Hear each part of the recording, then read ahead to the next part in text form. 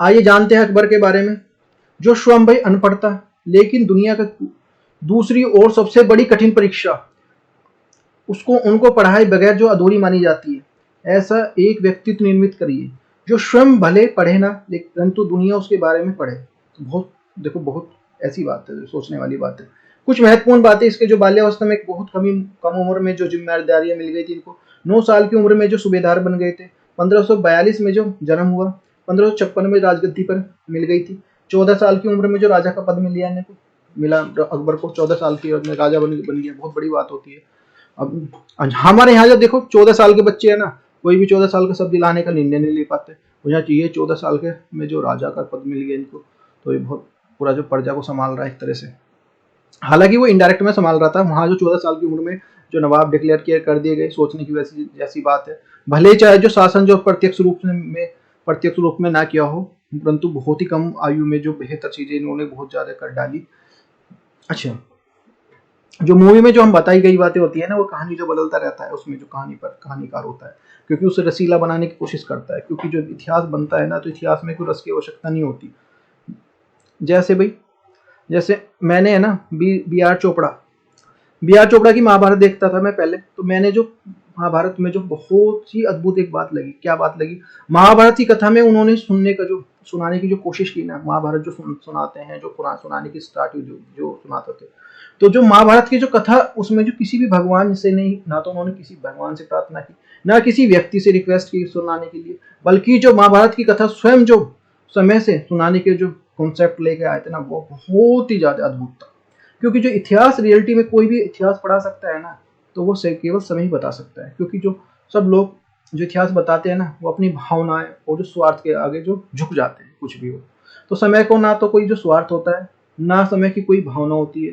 कोई भी समय का धर्म के प्रति न तो झुकता, ना राजा के प्रति, ना किसी प्रजा के प्रति झुकता है समय जो, और ना ही भगवान के प्रति। और इतिहास को लेकर केवल जो इतिहास के नजरिए से देख प्रस्तुत करता है। जब स्वयं जो इतिहास समय बताएगा ना, तो सबका हिसाब होगा, किसी को बख्शा नहीं जाएगा, ना तो भगवान को, ना इंसान को, सबकी सच्चाई सामने जाएंगे। और मैं भी निष्पक्ष होकर जो इतिहास पढ़ाने का प्रयत्न कर रहा हूँ, तो इतिहास की जो भावनाओं को रखते हुए। तो भाई देखो, अकबर से स्टार्ट करते हैं। नेक्स्ट जो अकबर है हमारा, हुमायूं के बाद। जन्म जो 15 अक्टूबर 1542 पूर्णिमा के दिन हुआ था। कहाँ? सिंध प्रांत के जो अमरकोट, पाकिस्तान के जो राणा वीर शाल के महल में हुआ। तैमूर वंशावली के मुगल शासक का जो शासक था, तीसरा शासक था ये तैमूर का, क्योंकि पहला हुआ बाबर के बाद हुमायूं के बाद जो ये आया हमारा अकबर। लेकिन जो पूरा नाम इनका क्या नाम था? जलालुद्दीन मोहम्मद अकबर या बदरुद्दीन मोहम्मद अकबर। जो बद्र का अर्थ जो पूर्णिमा होता है, और अकबर का अर्थ जो नाना शेख से इनको अली अकबर जामी के नाम से लिया गया था। अन्य नाम कौन कौन से थे? अकबर ए आजम, पिता जो हुमायूं, माता का नाम हमीना बादो। और जो हालांकि जो कुछ इतिहास के अनुसार जो मरिया मकानी अकबर की माता थी, किंतु जो कुछ इतिहासकारों ने इसको हमीदा बानो का ही नाम जो हमीदा बानो बताया है। विवाह नवंबर 1551 में अकबर का जो काबुल की अपनी चचेरी बहन रुकैया सुल्तान बेगम से शादी की थी। रुकैया बाबर की जो मुख्य पत्नी थी। अन्य पत्नी इसमें कौन कौन सी थी? हीरा कुमारी थी, हरक्का बाई थी, जोधा बाई थी, सलीमा सुल्तान बेगम थी, हरिक्का बाई। और जो हरिक्का, ये जो इनका ध्यान रखना है, ये इम्पोर्टेंट है। मृत्यु जो 27 अक्टूबर 1605 में हुई थी। तो लगभग इसने लगभग 50-55 साल के आसपास जो ये किया, शासन किया, बहुत बड़ा होता है अपने आप में। अकबर के पुत्र थे हसन, बचपन में ही मृत्यु हो गई थी। हुसैन, बचपन में ही मृत्यु हो गई थी इसकी। सलीम, और जो मुराद और सलीम जो बनता है आगे जाके, जो ये संभालता है। फिर दानियाल अत्यादुल, जो जो ज़्यादा ये भी क्या उसके जैसे ये था, इसके अपने दादा के हुमायूं की तरफ जो ज़्यादा पीता था, दारू पीता था, मदिरा पाने के कारण उसकी मृत्यु हो गई। अकबर के जो प्रारंभिक जीवन से जुड़ी कुछ बातें, जो some things relating to the early life of the Akbar, क्या थी? जब अकबर का जन्म हुआ था ना, तो वो जो हुमायूं के जो एक प्रकार से शरणार्थी था, और जो जीवन व्यतीत कर रहे थे। और अकबर की जो गर्भवती माता को जो सिंध के राजा वीरसाल मित्रता के कारण जो शरण दी थी यहाँ पे, और यहीं पर अकबर का जन्म हुआ था। उल्लेखनीय है कि हुमायूं को इस समय जो शेरशाह सूरी के साथ जो संघर्ष में व्यस्त था, जो वहाँ पे वो भागता फिर रहा था, अपनी जान बचाता फिर रहा था, ये बेचारा ये जो हुमायूं, शेर शाह सूरी इसको उस टाइम पे अपने पूरे उसमें था, एक तरह से रूप में था। उसके विरुद्ध जो फारस में जो शरण ली थी उसने, और अकबर का लालन पोषण जो हुमायूं के भाई असगरी ने संरक्षण में हुआ। अकबर की दाई माता का नाम जो महाअंगा था, महाअंगा।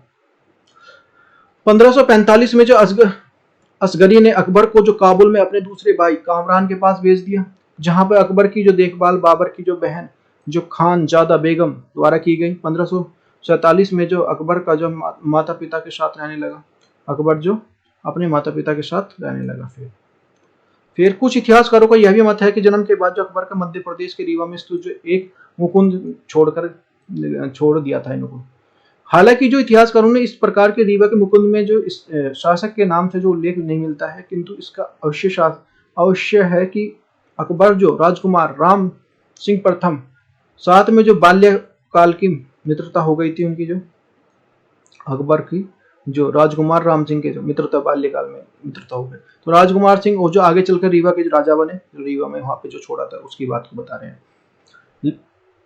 उल्लेखनीय है कि जो हुमायूं अपने भाइयों के साथ जो व्यवहारिक संबंध अच्छे नहीं थे, हुमायूं के जो अच्छे ही नहीं थे, ठीक है, कई कारण थे उसके। जो असगरी की जो विशेषकर कामरान द्वारा अकबर की जो शिक्षा और जो सैन्य को जो विशेष प्रबंध ध्यान नहीं दिया फिर इसने। हालांकि जो स्वयं अकबर जो ये ध्यान भी जो शिक्षा की ओर नहीं दिया, कभी भी नहीं पढ़ना चाहता था, कि बच्चा होता है जैसे बच्चे को स्कूल भेजे, नहीं चाहता, वो काम में लगेगा, कुछ और काम करेगा, तो सेम इसका था।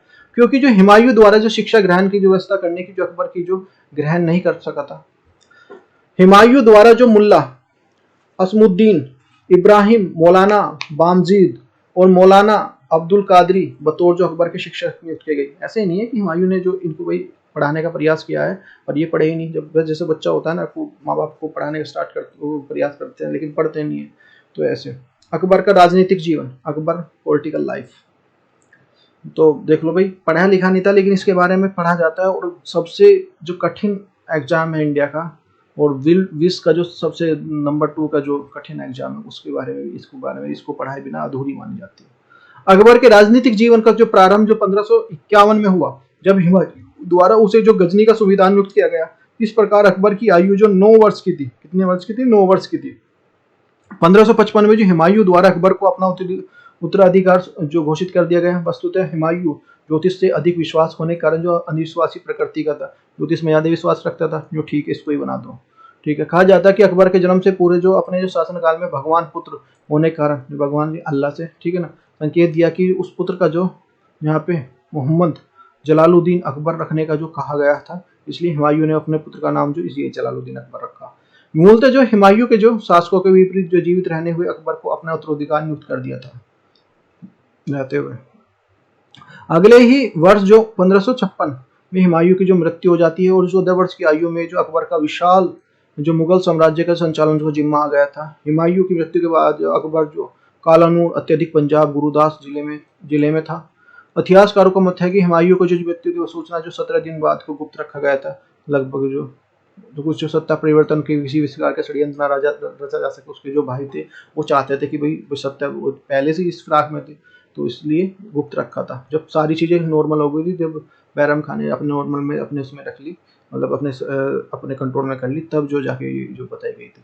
1556 में कलानूर में एक अकबर का जो राज्याभिषेक कराया गया था, कलानूर में, ध्यान रखना 1556 में अकबर की जो के दिल्ली आगमन पे हुमायूं की मृत्यु की सूचना जो सार्वजनिक कर दी जाती है। अकबर बैराम खान के संरक्षण में सिंहासन पर बैठता है। अकबर के संरक्षण के रूप में बैराम खान को वकील ए सल्तनत पद दिया जाता है। यद्यपि जो अकबर जो मुगल वंश का तीसरा शासक था, परंतु उसे मुगल साम्राज्य का वास्तविक संस्थापक कहा जाता है, क्योंकि तीसरा हुआ लेकिन बहुत ज्यादा लंबा पीरियड रहा और बहुत सारी इसने जो बहुत अच्छे काम भी किए हैं, ठीक है। अकबर को महान साम्राज्यवादी शासक था, किंतु अपने साम्राज्य का जो विस्तार केवल जो महत्वाकांक्षा था, निजी स्वार्थ के लिए नहीं किया उसने, जो भाई महान साम्राज्य किया, लेकिन अपनी जो महत्वाकांक्षा मतलब अपनी उसकी भलाई के लिए उसके नहीं किया, लोगों की भलाई के लिए और उस महत्वाकांक्षा के लिए उसके लिए किया। वास्तु अकबर का जो उद्देश्य भारत का राजनीतिक एकता प्रदान करना था, कि सब जो सारा चीज एक हो जाए, एक अखंड भारत एक तरह से। एक जो प्रमाण इस तथ्य से मिलता है, अकबर के जो भारत के आर्थिक रूप से जो सांस्कृतिक रूप से संगठित राष्ट्र का स्वरूप प्रदान किया गया है। पानीपत का दूसरा युद्ध 1556 में, second battles of the Panipat जो 1526, तो ये हमारा ये पानीपत यहाँ पड़ेगा हरियाणा में, तो दिल्ली दिल्ली के नज़दीक है, लाहौर इधर हो गया था ये, और जो यहाँ अजमेर या आगरा इस तरह से यहाँ पे। कब 1556 में हुआ, किसके बीच में हुआ? भारत हिंदू शासक जो हेमचंद्र विक्रमादित्य जो उपनाम हेमू तथा अकबर की सेना के मध्य हुआ। जो पहले अपने आप ही रख रहे थे, इसने बहुत सारे युद्ध जीते थे हेमचंद्र ने, तो इसलिए इस समय अपने आप ही रख ली थी उपाधि। निर्णय जो हेमचंद्र जो विक्रमादित्य को पराजय हुआ। परिणाम जो मुगल वंश में सुदृढ़ आधार मिला, और जो क्योंकि मुगलों को भारत में जो कोई शक्तिशाली प्रतिद्वंद नहीं बचा था, कोई भी इसके बाद जो कोई भी उनको हराने वाला या कोई इस तरह से उनका विरोधी नहीं था जो ज्यादा उनके सामने आंख उठा के बात कर सके, तो भारत में उसकी सत्ता को जो चुनौती दे सकता था। मुगलों की ओर से जो युद्ध में जो अकबर ने स्वयं भाग नहीं लिया था, परंतु जो अकबर के दो प्रमुख सेनापति थे, इसमें अकबर खुद नहीं आया था, लेकिन इसमें जो सेनापति आए थे कौन कौन से, जो खान जमान और जो बैराम खान थे, उन्होंने भाग लिया था। इस युद्ध के जो समय अकबर की आयु जो केवल 14 वर्ष थी। 14 वर्ष की आयु में क्या बच्चे तो क्या युद्ध में लड़ेगा वो। कौन था हेमचंद्र? कौन था भाई? वस्तुतः हेमचंद्र जो मुगल सम्राट के जो छोटे भाग के रूप में शासन करने वाले सूर्यवंश जो 1540 से 1557 के अंतर्गत सूर्यवंश का जो मुख्यमंत्री था, जो जब शेरशाह सूरी था उस टाइम में मुख्यमंत्री था, तो उस टाइम पे तो ये वो हेमचंद्र था। देखो यहाँ से फिर रिलेट हुआ है।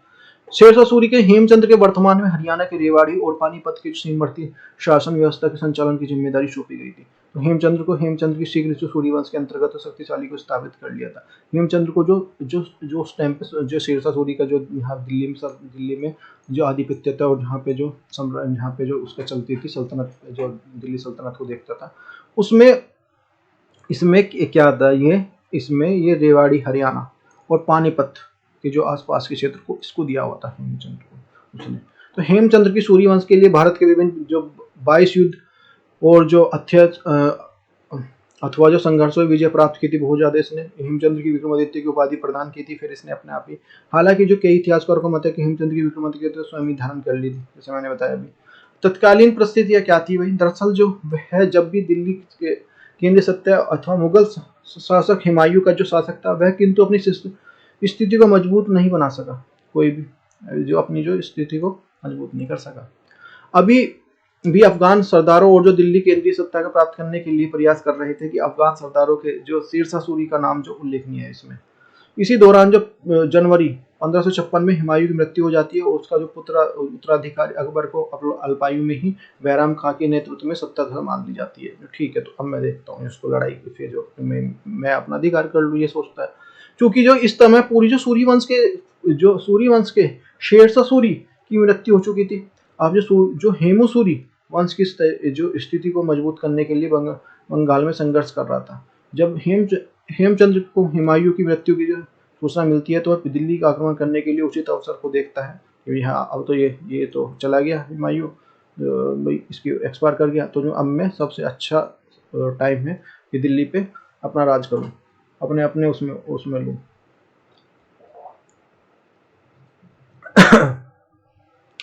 तो इसी क्रम में जो हेमचंद्र जो अक्टूबर 1526 में दिल्ली के जो निकट जो तुगलकाबाद मुगलों की जो छोटी सी जो सेना की भी पराजित किया कर दिया, उसके बाद जो आत्मविश्वास में वृद्धि हो जाती है इसकी जो इस मुगलों की छोटी सेना को वृद्धि कर दी। अब ऐसा कुछ भी छोटा सा काम हो जाए तो भाई बड़ा हमारे एग्जाम ही निकल जाता है, तो एक तो कॉन्फिडेंस तो डेवलप हो ही जाता है।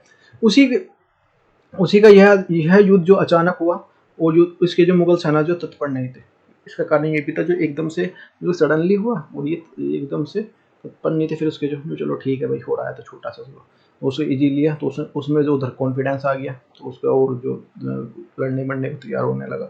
अतः बैराम खान की जो बड़ी सेना जो हेमचंद्र के युद्ध करने के लिए भेजता है, जो ठीक है बैराम खान ठीक है बड़ी, अब ये तो मान नहीं रहा भाई। तो दोनों सेनाओं के बीच में पानीपत युद्ध में युद्ध होता है, और युद्ध के दौरान जो एक तीर हेमचंद्र की आंख में लग जाता है और जो बेहोश हो जाता है। इससे हेमचंद्र की सेना में भगदड़ मच जाती है, और मुगल सेना का जो पक्ष मजबूत हो जाता है। अतः जो कुछ समय बाद जो हेमचंद्र की मृत्यु हो जाती है, मुगल सेना की जो विजय प्राप्त होती है। पानीपत के दूसरे युद्ध का निर्णय जो महत्व यह है कि जो केंद्रीय मुगल सत्ता को चुनौती देने वाली भारतीय शक्तिशाली उपस्थिति नहीं थी इसमें मुगल सत्ता को। इसलिए कहा जाता है कि पानीपत का प्रथम युद्ध जहां एक और भारत की मुगल सत्ता की नींव डालते हैं, दूसरे युद्ध में जो मुगल सत्ता की नींव को मजबूत करता है। कि भाई पहले बाबर ने मुगल सत्ता की नींव डाली, जो बनाया जो एक तरह से, फिर जो दूसरे में हेमू जो मारा गया, तो ये और स्ट्रॉन्ग हो गया, मजबूत कर दिया इसने। बैरम खां, और जो इनडायरेक्ट में बोल सकते हैं अकबर बोल सकते हैं, तो अकबर तो लड़ने आया नहीं था। तो अकबर का मालवा अभियान 1560 में, अकबर मालवाज कैंपियंस 1560 में। अकबर जो 1560 में मालवा के जो शासक बहादुर शाह को पराजित कर जो मुगल सम्राट के अधीन जो स्वीकार करने के लिए बाध्य कर दिया।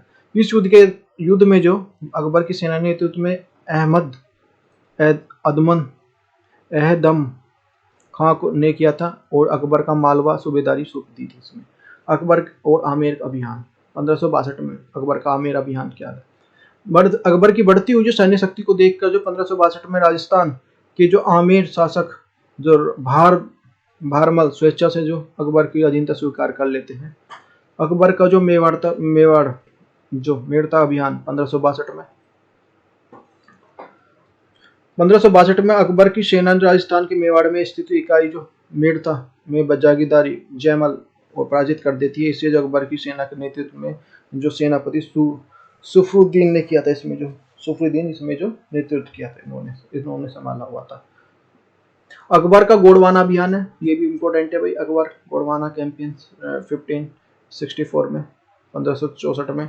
इसके बाद जो 1564 में अकबर ने जो आसफ खां के नेतृत्व में एक सैन्य अभियान गोंडवाना के संदर्भ में भेजा। इस गोंडवाना की जो शासिका रानी दुर्गावती और जो अल्पवयस्क पुत्र था, छोटा ही था भाई, तो ये वीर नारायण संरक्षित रूप में जो शासन कर रही थी। उसमें अकबर की सेना के साथ जो युद्ध के दौरान जो रानी दुर्गावती और उसके पुत्र जो वीर नारायण की मृत्यु हो जाती है, और जो गोंडवाना मूल सत्या के अधीन आ जाता है। अकबर का रणथंभौर अभियान ये 1569 में, 1569 में अकबर की जो सेना रणथंभौर राजा सूरजराय हांडा के को पराजित कर देती है, और जो अभियान का नेतृत्व अकबर और उसके सेनापति भगवान दास ने करते हैं। यहाँ अकबर जो अपने आप आ जाता है। फिर अब देखो बड़ा हो गया। अकबर का जो कालिंजर अभियान 1569 में, 1569 में अकबर ने सेनापति जो मजनू जो कि खां द्वारा जो कालिंजर के जो रामचंद्र को पराजित कर दिया। अकबर को जैसलमेर और बीकानेर अभियान 1570 में, तो अभी ये लड़ रहा है, अपने आप निकल गया है, अभी नेतृत्व कर रहा है। 1570 में जो राजस्थान के जैसलमेर में राजा हरि राय और हर राय को बीकानेर का जो कल्याणमल स्वेच्छा से अकबर की जो अधीनता स्वीकार कर लेता है। हल्दी घाटी का युद्ध बहुत वेरी मोस्ट इम्पोर्टेंट है, पूछा जाता है 1576 में, battle of the Haldi Ghati 1576 में। कब हुआ?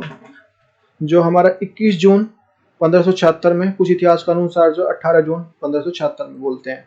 किसके बीच में हुआ था? महाराणा प्रताप और जो अकबर के सेनापति मानसिंह के बीच हुआ था। तो इसमें अकबर जो डायरेक्ट नहीं आया था, इसमें जो अकबर का सेनापति था मानसिंह, उसके बीच में हुआ था। युद्ध का कारण क्या था? अकबर की साम्राज्यवादी नीति, ये अपना साम्राज्य बढ़ा ही जा रहा था, ये वहाँ पे हमारा चलेगी इस तरह से।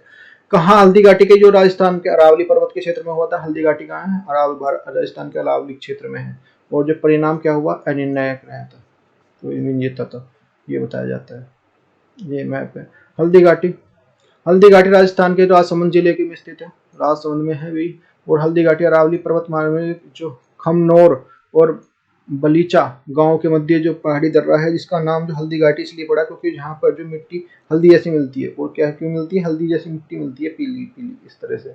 देखा होगा ना आपने, जो खदान वगैरह होते हैं इस तरह से। तो मिट्टी अकबर के अपने शासन का वो जो पृष्ठभूमि, इसमें जो अकबर ने अपने शासन काल में मुगल साम्राज्य की विस्तार नीति को अपनाया है। इसमें जो अकबर को कूटनीति तथा युद्ध नीति दोनों ही प्रकार की जो नीतियों को सहारा लिया था इसने। कूटनीति के अंतर्गत जो अकबर ने भारत के विशेषकर राजस्थान के राजपूत को बड़ी जहांगीर देकर जो और वैवाहिक संबंध स्थापित कर लिए थे। किसी को जहांगीर दे दी बड़ी, जो राजपूतों को, किसी को जो अपना जो शादी कर ली जो, तो उससे जो इसने जो संबंध स्थापित कर लिए और अंतर्गत जो समाविष्टि कर लिया था। किंतु कुछ राजस्थान में मेवाड़ ऐसी विरासती जिन्हें अकबर की अधीनता स्वीकार नहीं की थी इन्होंने, कि वे हम अपनी अधीनता स्वीकार नहीं करेंगे। मेवाड़ का वह प्रथम जो केंद्र चित्तौड़ था और जो महाराणा प्रताप यहीं का शासक था। उल्लेखनीय है कि उदय सिंह के काल में जो अकबर ने चित्तौड़ पर आक्रमण करके उसके हिस्से पर अपना नियंत्रण स्थापित कर लिया था। उदय सिंह ने चित्तौड़ से आकर जो वर्तमान में उदयपुर में रहने लगे। उदयपुर में महाराणा प्रताप का जन्म हुआ। फिर ठीक है, यहाँ पे तो इसने वो कर लिया। फिर महाराणा प्रताप का जन्म हुआ। महाराणा प्रताप के जन्म के बारे में इतिहासकारों को दो धारणाएं हैं। पहली, जो उनका जन्म जो वर्तमान में कुंभलगढ़ तत्कालीन जो उदयपुर के अंतर्गत हुआ, वो ये देखो, जो यहाँ पे जो इतिहासकार कोई पर्टिकुलर तो कोई है नहीं, सब अपने अपने उससे थोड़ा सा बताते हैं, जुड़ जाते हैं। दूसरा जो धारणा ये है कि महाराणा प्रताप का जन्म जो पहाड़ियों में हुआ था। तो महाराणा प्रताप के जन्म के बारे में इतिहासकारों की दो धारणा है। पहली, जो उनका जन्म जो वर्तमान कुंभलगढ़ तत्कालीन उदयपुर के अंतर्गत हुआ। दूसरी धारणा यह है कि महाराणा प्रताप का जो जन्म पाली पहाड़ियों में हुआ। सबसे प्राचीन मान्यता अनुसार जो कुंभलगढ़ यानी कि जो उदयपुर के स्वीकार किया कि तथा यह सत्य है कि जो महाराणा प्रताप का जन्म स्थान के बारे में स्पष्ट प्रामाणिक जानकारी नहीं है। मेवाड़ की जो आंतरिक राजनीतिक कलह क्या थी भाई? मेवाड़ का जो राज्य जगमल था, शासक जगमल था, वह क्रूर और जो अयोग्य और जो भोगविशाली प्रवृत्ति का था। यही जो कारण जो मेवाड़ को सामंतों द्वारा स्थानीय जनता के समर्थन में महाराणा प्रताप को चित्तौड़ के उत्तराधिकारी घोषित कर दिया। इस समय जब महाराणा प्रताप उदयपुर में थे और जो यहाँ पर जो शासन संचालन करने लगे, वहीं दूसरी ओर जो जगमल ने अपने शासन को महाराणा प्रताप से बचाने के लिए अकबर को शरण लेना उचित समझा और यहाँ पे अकबर मिल गया और जो जगमल सिंह ने एक प्रकार से मुगल साम्राज्य की अधीनता स्वीकार कर ली। अकबर और चित्तौड़, अकबर को समझा था, अकबर भी समझता था कि चित्तौड़ पर पूरी तरह नियंत्रण करने से अकबर को अपने पक्ष में करना आवश्यक है, क्योंकि जो अकबर जानता था कि वास्तविक रूप से शरण जो है वास्तविक रूप से महाराणा प्रताप को चित्तौड़ का शासक है। इसी क्रम में जो अकबर के महाराणा प्रताप के बीच में वार्ता हुई और जो मुगल अधीनता स्वीकार करने से परिप्रेक्ष्य में जो कोई शिष्टमंडल महाराणा प्रताप के पास भेजे, किंतु महाराणा प्रताप ने प्रत्येक बार जो अकबर जो मुगल साम्राज्य की जो अधीनता स्वीकार करने से मना कर दिया था। परिस्थिति युद्ध के अनिवार्य हो गया था। ठीक है, कहता है ठीक है, अधीनता स्वीकार नहीं करेगा तो युद्ध होगा भाई, कौन बड़ा है। इसके अलावा दक्षिण भारत की ओर से साम्राज्य विस्तार नीति कि अकबर की महत्वाकांक्षी युद्ध की जो अनिवार्य कर दिया था, क्योंकि जो दक्षिण भारत का कूच करने के लिए पहले उत्तर भारत की ओर मुगल साम्राज्य के जो अंतर्गत सम्मिलित करना चाहता था। मुगल सेना बनाम राजपूत सेना क्या थी, क्यों इतनी होती? तो 21 जून 1576 में दोनों सेनाओं के बीच में हल्दी घाटी का युद्ध प्रारंभ हो जाता है और यहाँ पे इतिहास के सबसे छोटी युद्ध में से एक था, जो लगभग जो 4 से 6 घंटे तक चला।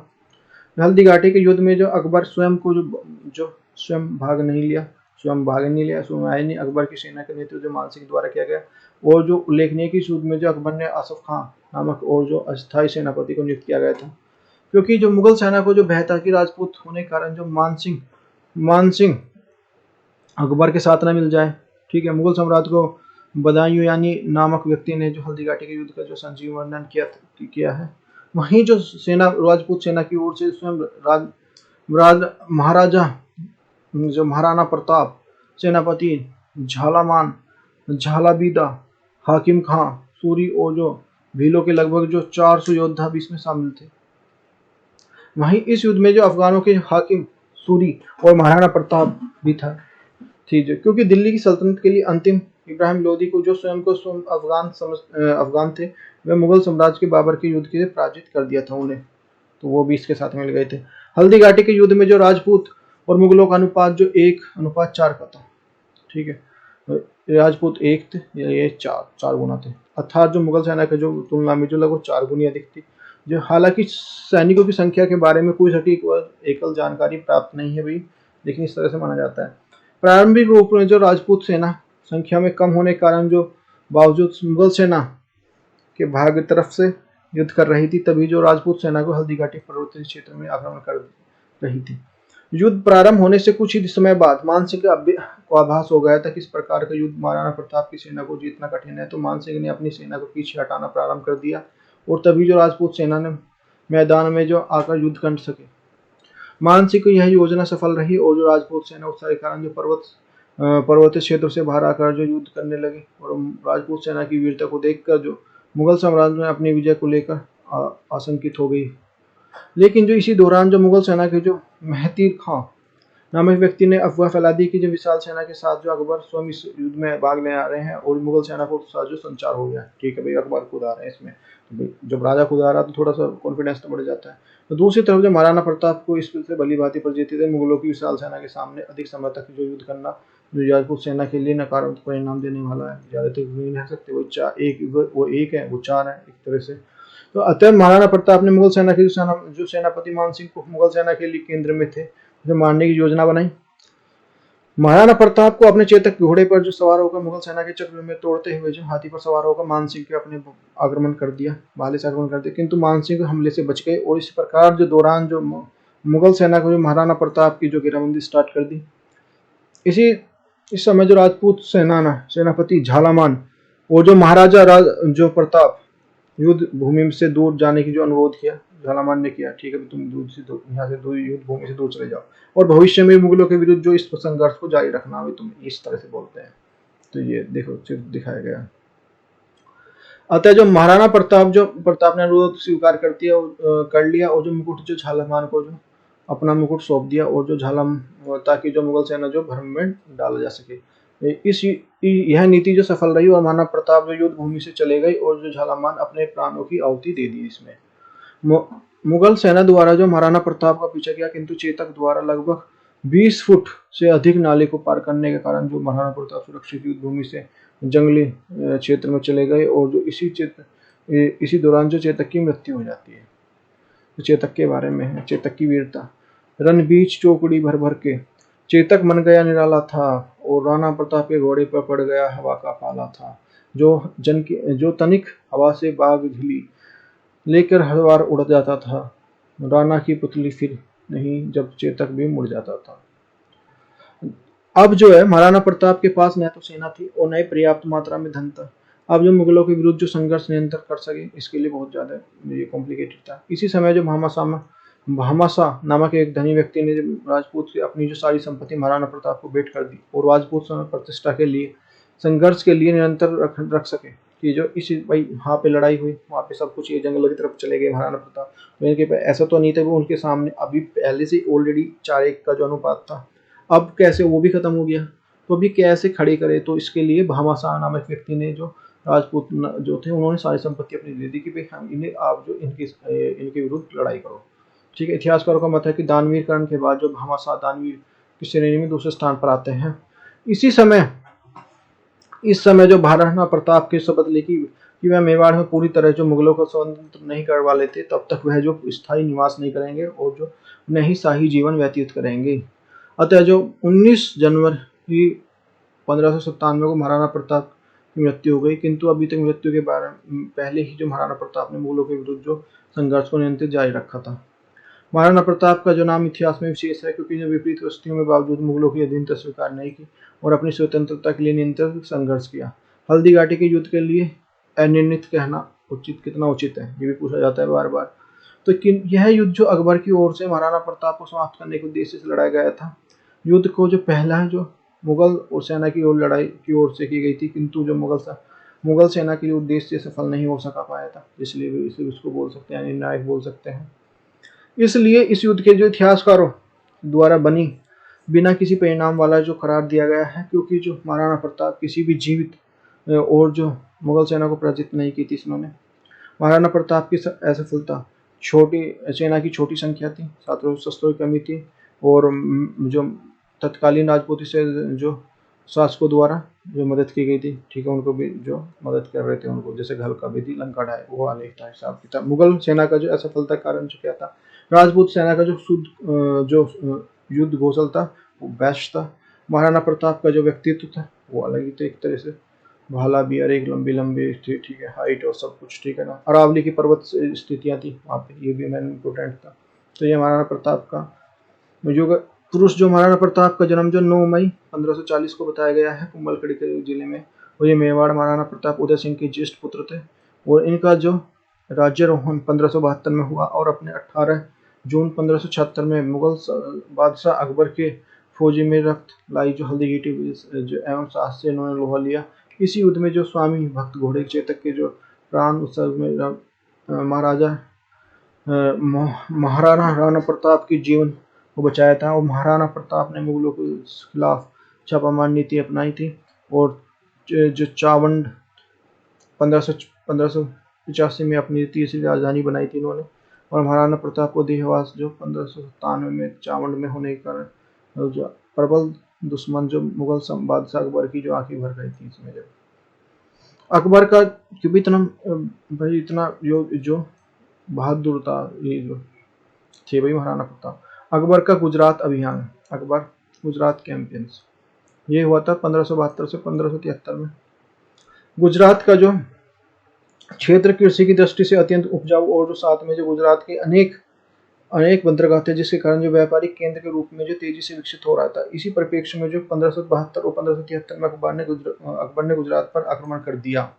कुछ इतिहासकारों के अनुसार गुजरात आक्रमण के अनुसार जो राम को राजकुमार इतमाद खां द्वारा जो अकबर को आमंत्रित किया गया था, जो स्वयं गुजरात की शासन बनना चाहता था। इसी समय जो गुजरात का शासन मुगल सुल्तान मुजफ्फर शाह की तृतीय था। माना जाता है कि बहुत ही कम समय में जो फलस्वरूप जो गुजरात की लगभग जो समस्त रियासतों के अकबर के अधीनता स्वीकार कर ली थी। गुजरात विजय के बाद जो अकबर ने स्वयं जो गुजरात के एक प्रांत के रूप में संगठित किया और जो सेनापति मिर्जा अजीज कोका को वहां का जो शासक नियुक्त किया, किंतु शीघ्र ही जो मिर्जा अजीज स्वयं को जो गुजरात का स्वयं शासक घोषित कर दिया और अकबर द्वारा 1573 ईस्वी में गुजरात की ओर से अभिमान किया और मिर्जा अजीज को पराजित किया। ठीक है भाई, ठीक है, इसको पराजित करते हैं पहले। ठीक है, अकबर ने गुजरात विजय की स्मृति में जो आगरा के फतेहपुर सीकरी का बुलंद दरवाजा बनवाया। ये अभी जो उल्लेखनीय है कि जो फतेहपुर सीकरी का जो 1571 में अकबर को बसाया गया और 1571 से 1585 तक ही है जो मुगल साम्राज्य की राजधानी भी रहा। ये मुगल साम्राज्य की राजधानी भी रहा। नेक्स्ट है, संभवतः है कि फतेहपुर सीकरी की में पानी की जो कमी होने के कारण अकबर ने लाहौर को अपनी राजधानी बनाया। ये यहाँ पे फतेहपुर सीकरी में भाई पानी की कमी। ठीक है, तो फिर इसके बाद में देखते हैं। ठीक है भाई, लाहौर को अपनी राजधानी बना लेते हैं और 1599 ईस्वी में आगरा को अपनी राजधानी बनाया। फिर इसके बाद फिर आगरा को बनाते हैं और अंत में जो शासन यहीं से संचालित किया, यहीं से अपना जो शासन जो संचालित किया अकबर का बंगाल और जो बिहार अभियान 1574 से 1576 में। यह अभियान बंगाल एवं बिहार के तत्कालीन अफगान जो शासक दाऊद खां के विरुद्ध किया गया, जो जिसका सफल नेतृत्व जो सेनापति मुनीम खां के द्वारा किया गया था। ये मुनीम खां द्वारा किया गया था बंगाल उसमें बिहार में।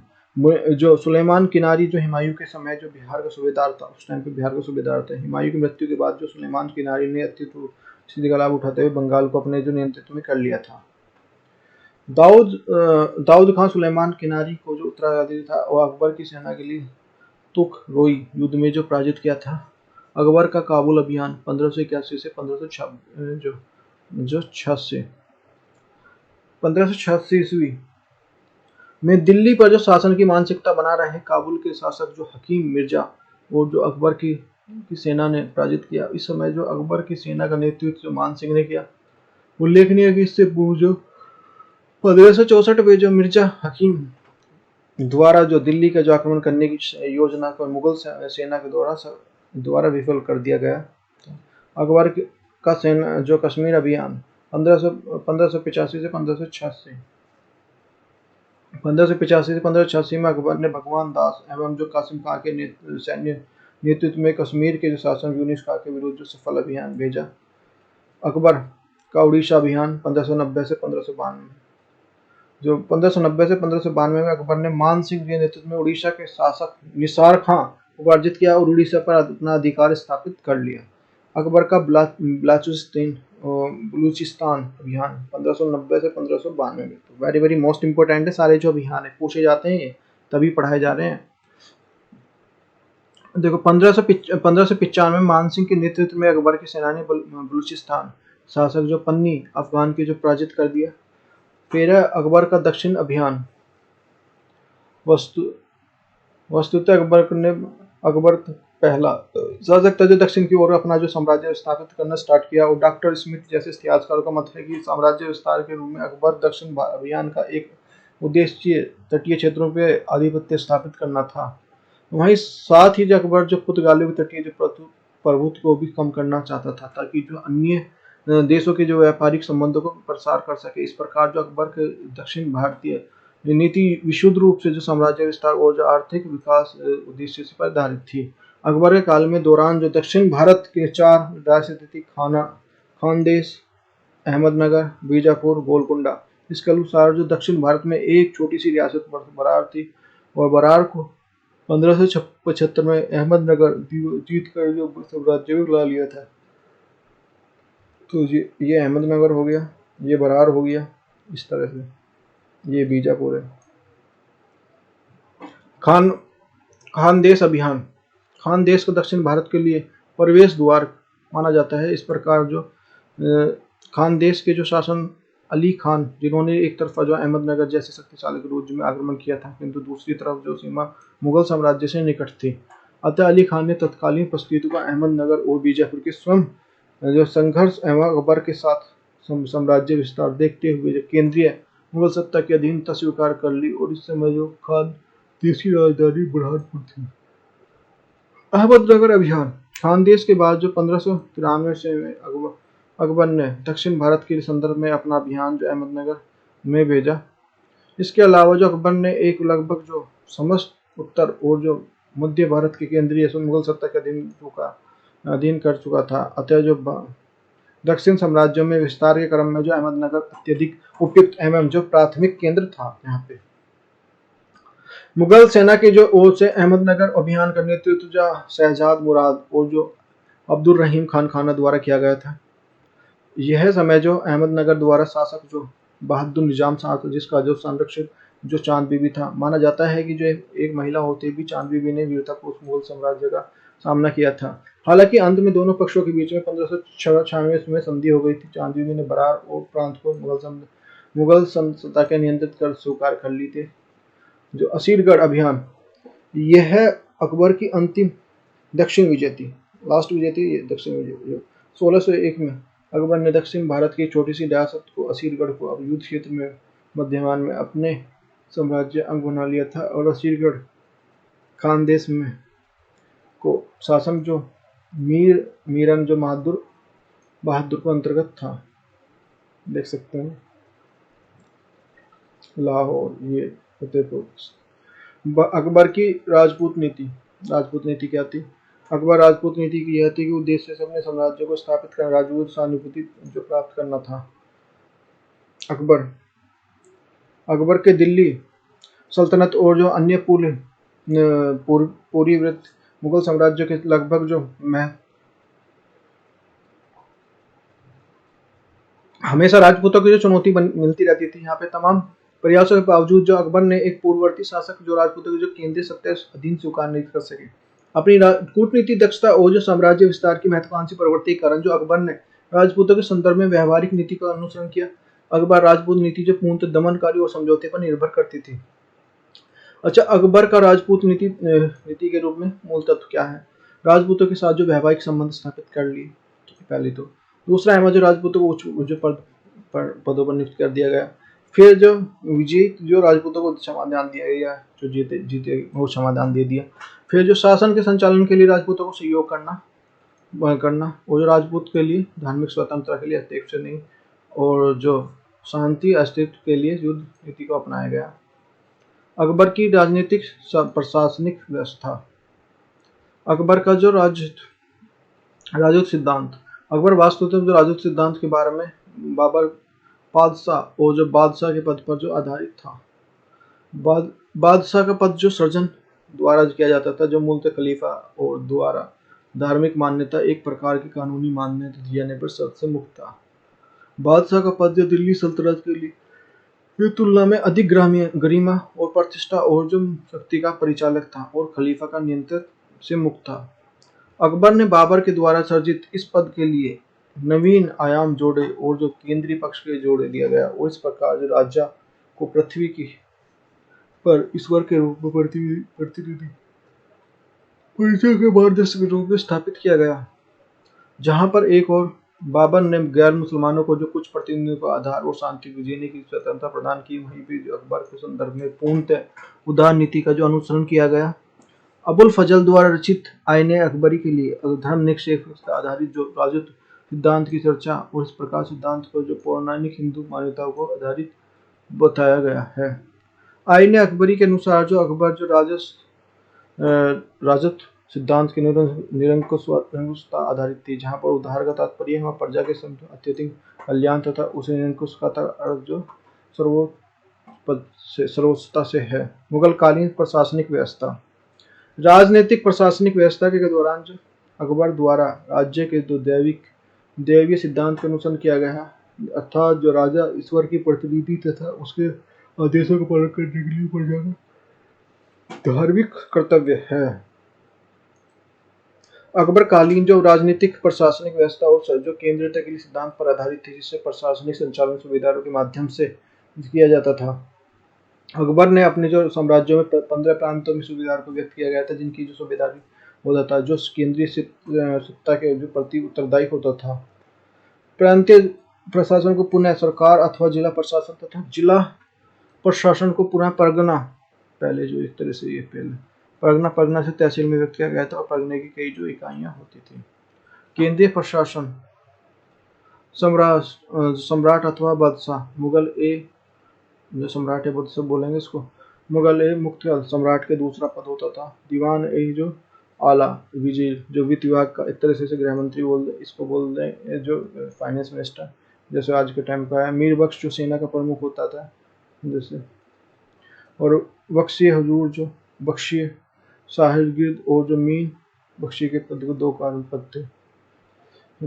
सदर उद्र सुदुर, अच्छा सदर उद जहां धार्मिक मामलों के लिए प्रमुख जो धार्मिक जो बादशाह का पद सलाहकार होता था। काजी उल कुजात न्याय विभाग का प्रमुख और इस प्रकार के लिए शोभियत था, क्योंकि वह धार्मिक मामलों के सुकुल होता था तथा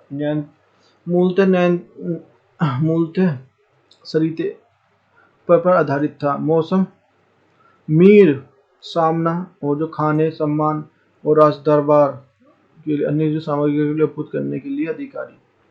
नेक्स्ट है हमारा मीर आतिश और जो दरोगा ए तोपखाना शाही तोपखाने का प्रवक्ता। इस पद के जो तुर्क में इलाकी व्यक्ति को जो नियुक्त किया जाता था, जो शाही तोपों को आयात तुर्की के ईरान से किया जाता था और तुर्की के लिए तोपों को संलग्न कुशल किया जाता होता था। मीर मुंशी पत्राचार करने वाले अधिकारी। मीर बहार जो आंतरिक जलमार्गों छोटे छोटे जहाजों के निरीक्षक और जो चुंगी के लिए उत्तरदायी था। महतसिब जनता के मूल्यों के लिए निरीक्षक जो सार्वजनिक सदाचार और जो शारीरिक के अनुपालन निश्चित बनाए रखने के लिए अधिकारी। सूबा ए प्रांतीय जो शासन, प्रांतीय शासन अकबर द्वारा सर्वप्रथम जो प्रांतीय प्रशासन को जो आधार प्रयुक्त किए गए थे, उनमें 12 सूबेदारों की व्यवस्था की गई थी। बाद में 3 सूबेदार जो बरार खानदेश अहमदनगर के सम्मिलित होने पर जो संख्या 15 हो गई थी। सूबेदार का पद जो सूबे का पद होता था, इसकी जो स्वयं की सेना होती थी। सूबेदार कई राज्य और जो प्रदेश की सुरक्षा करना होता था इसका उद्देश्य। दीवान ए राजस्व का प्रमुख होता था। दीवान सूबे के लिए स्वतंत्र और जो सम्मान सत्ताधारी होते थे। दीवान केंद्रीय दीवान के अधीन थे। सदर ए काजी, साधारणतः सूबे में सदर और काजी एक ही व्यक्ति को दिया जाता था। सदर के रूप में जो राजा के नेतृत्व के लिए चरित्र और जो इस्लाम के विधिक कानून को पालन करने की जो देखभाल करता था। काजी के रूप में इसको न्याय करता था। प्रांतीय बख्शी जो मीर बख्शी के सिफारिश के द्वारा नियुक्त किया जाता था, जो सूबे में सेना के लिए भर्ती और जो सेना का संचालन नियंत्रित उत्तरदायी रखता था। कोतवाल सूबे की जो आंतरिक शांति और सुरक्षा की व्यवस्था करता था। सरकार एवं जो जिला प्रशासन, प्रत्येक सूबा जो होता था वो सरकार जिला बटा हुआ था। और फौजदार जिलों के लिए जो सैनिक अधिकारी होता था। फौजदार के अधीन जो सैनिक दल होता था, उसमें जिले की शांति सुरक्षा और जो व्यवस्था का प्रबंध करना था। अमल गुजार जिले के लिए राजस्व एक हुआ था। शुक्र द्वारा तकाबीरन जो बांटने और वसूलने के लिए अमल गुजार प्राप्त होता था, जो स्वयं मासिक रिपोर्ट के अनुसार दरबार में भेजी जाने वाली जिलों की कई शाही खजाने के नियमित रूप से भेजता था। तकावीरन की शुरुआत जो मोहम्मद बिन तुगलक ने द्वारा की गई थी। इसकी जो अकाल के दौरान जो किसानों पर आसानी किस्तों पर ऋण सुविधा उपलब्ध कराई जा सकी। मध्यकाल में मोहम्मद बिन तुगलक पहला शासक था जिन्होंने किसानों के लिए फसल ऋण व्यवस्था की प्रारंभ की थी। जो बित्कीच के जो अमल गुजार के कारण जो साइकिल दी थी, सब कृषि संबंधित दस्तावेज आंकड़े को तैयार करते थे। जो प्रगना प्रशासन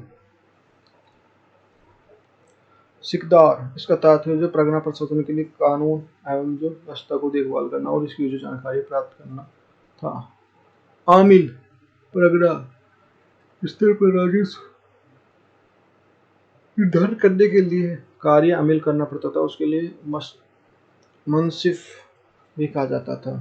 कानून को इसका अर्थ जो भूमि का सर्वेक्षण करना होता था, परगने के लिए जो लिए पटावारियों को अधिक अधिकारी होता था, और फतेहदार परगने की आयत से अनुचित संचित होते थे। परगना काजी, परगना काजी जो प्रांतीय काजी के लिए नियुक्त किया जाता था, मुकदमों को निपटारा करता था। ग्राम प्रशासन मूल जो मुगल जो है मुगल शासन गांव को एक संस्था मानते थे, और इसके जो प्रशासन के लिए उत्तरदायित्व मुगल अधिकारियों को नहीं दिया जाता था, बल्कि जो परंपरागत ग्राम सभाएं के लिए अपने गांव की जो सुरक्षा और सफाई एवं शिक्षा की देखभाल करते थे। गांव का अधिकारी जो ग्राम प्रधान होता था, खुद खुद मुकद्दम या चौधरी कहा जाता था, उसकी पहचान जो पटवारी होती थी। मुगल काल में जब पटवारी के राजस्व के लिए प्रतिशत दस्तूरी और कमीशन के रूप में दिया जाता था। मुगल काल में परगनों को अत्यंत अंतर्गत आने वाले मावदा और जो दी है कहा जाता था। वित्त व्यवस्था अकबर ने अपने शासन में जो मोहर नामक जो सोने की सिक्का चलाया, जो मुगल काल का सबसे अधिक जो प्रचलित और जो सिक्का था, जो अकबर द्वारा चला गया था। सबसे बड़े सोने का सिक्का जो संसब था, जो 101 तोले का था, जो बड़े लेन देन के लिए प्रयुक्त होता था। इसके अतिरिक्त जो अकबर ने सोने का सिक्का इलाही चला है, जो चांदी का सिक्का था, जो चांदी का जो मानक रूप से सिक्का शेरशाह जो कहलाता था, इसका वजन जो 175 में जो ग्रेन होता था, मध्यकालीन मुद्रा का जो व्यवस्थित आधार था ये। और अकबर के जो चांदी का जो एक चक्कोर या वर्गाकार सिक्का चलाया, जिसे जो जलानी कहा जाता था। अकबर के ताने का एक सिक्का चलाया, जो रुपए के जो 40वें भाग का बराबर होता था। अकबर के अपने सिक्के पर राम और सीता की मूर्ति अंकित करवाई, जिससे देवनागरी लिपि में राम और सीता कैसे लिखा जाए। अकबर की जो भू राजस्व व्यवस्था, अकबर शासन के द्वार संभालते हुए राज्य की जो आय के लिए मुख्य स्रोत जो आय भू राजस्व जो महत्व को समझाने के लिए भू राजस्व के लिए प्रशासन जो व्याप्त खड़ी है। राज्य में आय निश्चित करने के लिए सदान्य और भू राजस्व स्थापित करने के लिए प्रारंभ कर दिया गया। उसके लिए प्रारंभिक प्रयोग के लिए मनसब और मुजफ्फर खां जो तरबाती तथा राजा टोडरमल का विशेष योगदान था। और जो मुजफ्फर खां जो तरबाती और जो राजा टोडरमल की स्थानीय कानूनों के दस्तावेजों को गहन अध्ययन किया। राजा टोडरमल के अनुसार के समस्त गुजरात कृषि योग्य भूमि का सर्वेक्षण किया और उसके आधार पर राजस्व भूमि का निर्णय लिया। राजा टोडरमल का जो दयाचालन बंदोबस्त, शेरशाह के कार्यकाल में जो राजस्व अधिकारी रह चुके जो टोडरमल भूमि का जो दल दहसाला बंदोबस्त जो 1573 ईस्वी में गुजरात के साथ जो और 1576 ईस्वी में 75 में गुजरात के बिहार और जो बंगाल छोड़कर शेष साम्राज्य में भू राजस्व स्थापना सर्वेक्षण करने का आधार था। नेक्स्ट हमारा टोडरमल ने साम्राज्य के लगभग 1 करोड़ टकों का जो भूमिगत विशेष और जो 182 इकाइयों को विभाजित किया। इसमें जो प्रति कोड़ी नामक अधिकारी को सुपुर्द किया। बाद में जो व्यवस्था जो स्वयं बदल गई, वो भू राजस्व प्रशासन है, तो जो राजस्व को 12 सूबों में विभाजित कर दिया गया और 10 वर्षीय व्यवस्था को दर्शन बंदोबस्त लागू किया गया। भू राजस्व निर्धारण हेतु जो भूमि के लिए पैमाइश की गई, उस उत्पादन की दृष्टि से पोंजल, पोलज, फ्रोती, जो परती, चाचर और बंजर के वर्गीकृत किया गया। पोलज जिस पर प्रति वक्त जो खेती होती थी उसे पोलज बोलते थे। परती जिस पर जो 1 वर्ष के अंतराल पर खेती होती थी उसको जो परती। और चाचर 3-4 वर्षों के बिना जो बोए जो छोड़ दिया जाता था उसे चाचर बोलते थे। और बंजर भूमि के लिए 5 या 5 से अधिक वर्षों तक जो है वो बोया रह जाता तो बंजर। नेक्स्ट है हमारा खालसा। खालसा, इस भूमि के लिए केंद्र का प्रत्यक्ष नियंत्रण होता था। जो खालसा जो भूमि होती थी ना, इसका केंद्र जो अपने आप देखती थी, जैसे कुछ जैसे जब यूटी को देखती है केंद्र, बाकी स्टेट को अपने स्टेट की जो सीएम है वो और राज्यपाल देखते हैं। तो लगान का उपयोग, इस भूमि से वसूलने वाले लगान का उपयोग जो केंद्रीय व्यय के लिए होता था। और जागी, इस भूमि का जो मनसबदारों को नियंत्रित होता था और तथा उस पर नियंत्रण था। भूमि का जो लगान आवश्यकता अनुसार जो उपयोग और वितरण करते थे। भूमि के केंद्र को लगान नहीं दिया जाता था। पैकाबी, इस भूमि का यद्यपि जो केंद्र का नियंत्रित होता था और तथापि केंद्रीय कार्यों के लिए उपयोग में न लाया जा सकता था। इसके लिए विभिन्न प्रकार के लिए जमींदारों के लिए काटे का उपयोग में लाया जाता था। मदद मास, किसी व्यक्ति द्वारा संस्था द्वारा दान और मदद के लिए दी जाने वाली भूमि को मदद मास या भूमि लगान मुक्त होती थी। लगान के रूप में जो किसान किसी वर्ष औसत उपज का तीसरा भाग और देना निश्चित किया जाता था। विभिन्न प्रकार के क्षेत्रों में कृषि उत्पादों की मूल्य तालिका और दस्तलोग अमल पर आधारित जो किसान उपज मूल्यांकन किया जाता था। लगान नकदी के लिए जाने वाला प्रबंध था। इस प्रकार व्यवस्था के लिए शेषार भू राजस्व प्रशासन की स्पष्ट छाप थी। दरअसल जो बंदोबस्त न तो किसी 10 वर्ष के लिए की जाती, न स्थायी, यह स्थायी थी। किसान की दरों में समय समय पर जो संशोधन करके वो राज्य के लिए सुरक्षित था। इस व्यवस्था के लिए किसानों हितों की रक्षा करने के लिए राजस्व अधिकारियों और शोषण के नियंत्रित करने के लिए प्रतिबंध लगाए थे। लॉर्ड कॉर्नवालिस ने 1793 ईस्वी में जो स्थानीय बंदोबस्त में लगान और जो निर्धारण करने के लिए दहसाला बंदोबस्त के दस्तावेजों को आधार बनाया था। किंतु जो ब्रिटिश शासन में भू राजस्व व्यवस्था के लिए तुलना में मुगलकालीन भू राजस्व व्यवस्था के उदार एवं किसानों के लिए हितकारी था। मनसबदारी प्रथा, इस प्रथा के अनुसार जो 1556 ईस्वी में जैकोबन ने की थी। प्रथा का उद्देश्य सैन्य व्यवस्था को संगठित करना और जो मुगल सम्राट के लिए द्वारा शाही सेना के लिए विकसित मनसब प्रदान करना तथा जो प्रतिष्ठित सूचक था। एक व्यक्ति केवल मनसब प्राप्त करना, उसे जो मनसब कहा जाता था, जिसके लिए मनसबदार को प्रदान करने किया जाता था। इस प्रकार के लिए घुड़सवार सैनिक के लिए व्यवस्था करनी पड़ती थी। अकबर के शासनकाल में जो मनसबदार 10 से जो 10,000 तक के मनसब प्रदान किए जाते थे। वस्तुतः मनसबदारी जो मुगल साम्राज्य के लिए नौकरशाही का प्रौद्योगिकी थी और प्रत्येक मनसब के लिए अनुसार जो वेतन दिया जाता था।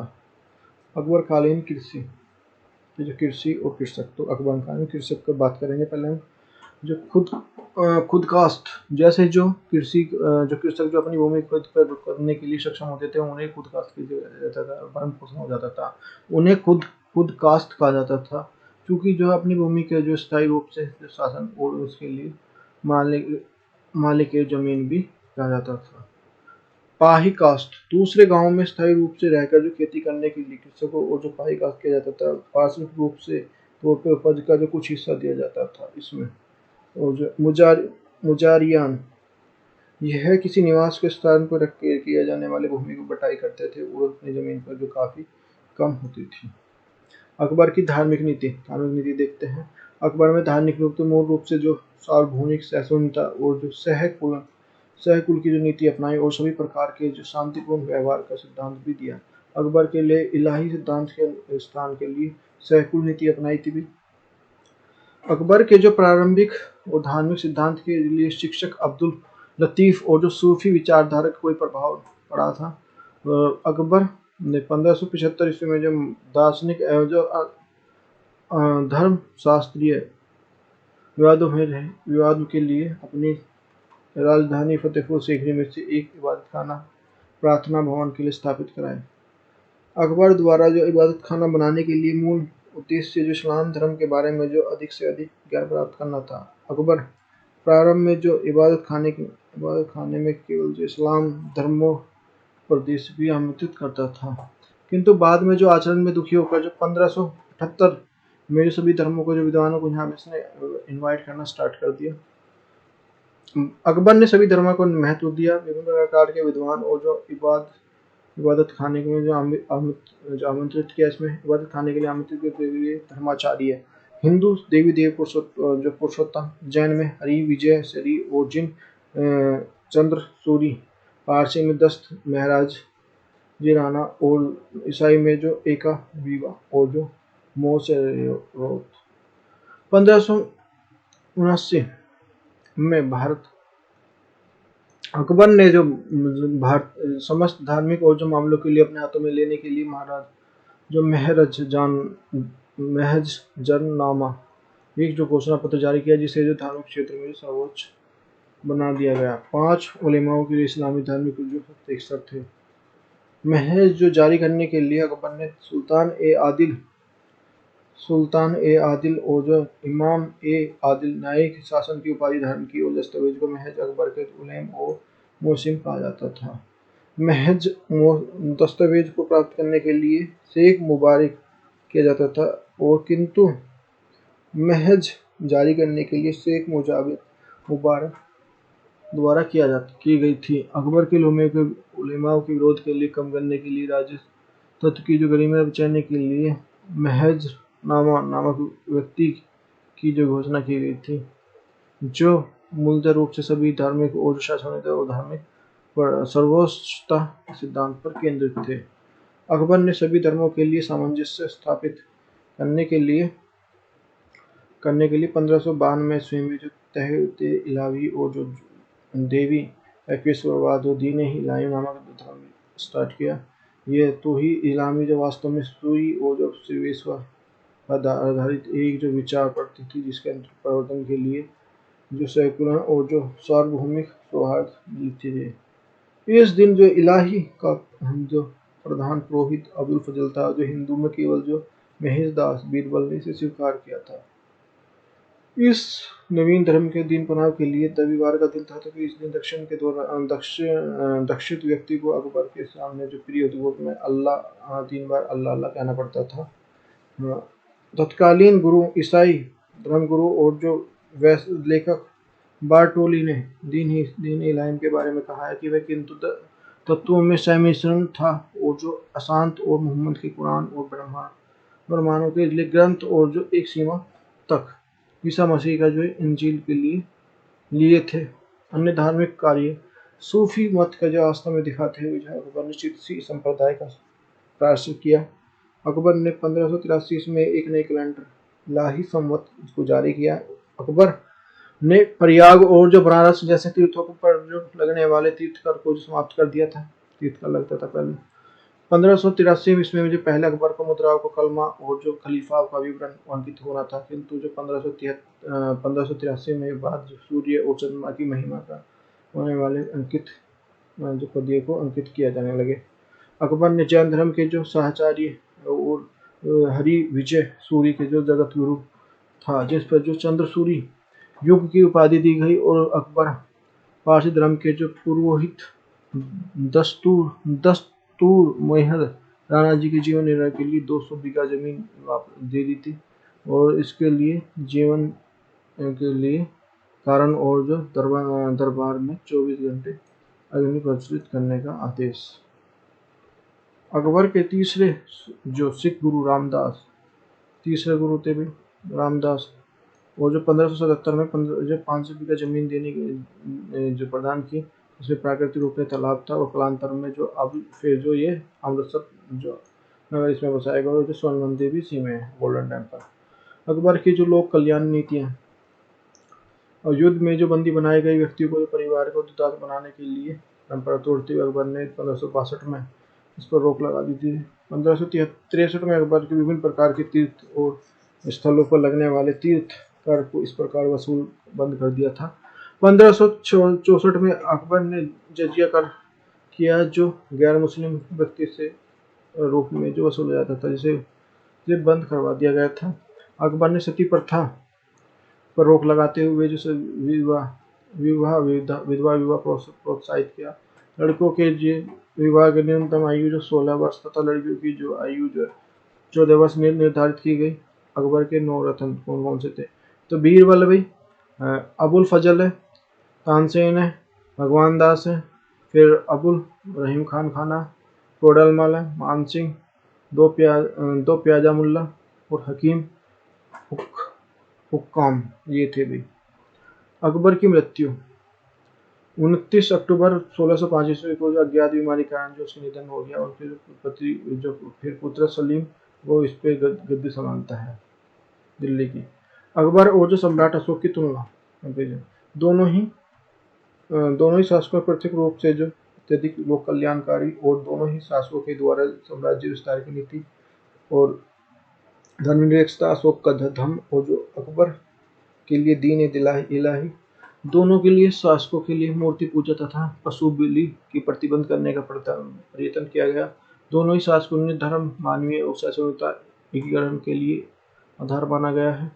धर्म की तुलना जो किसी राज्य प्राथमिकता अथवा जो सत्य संचालन धार्मिक आधार पर नहीं।